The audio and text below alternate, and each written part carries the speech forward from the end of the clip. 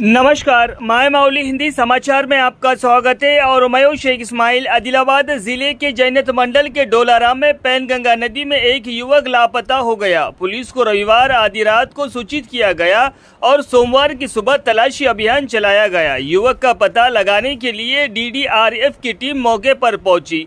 पैनगंगा नदी पर व्यापक ट्रेंचिंग अभियान चल रहा है। लापता युवक की पहचान चांदाटी के शिवा के रूप में की गई।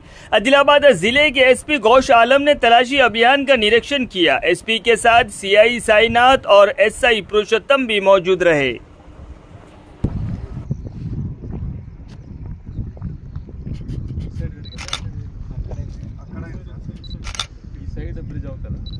ब्रिज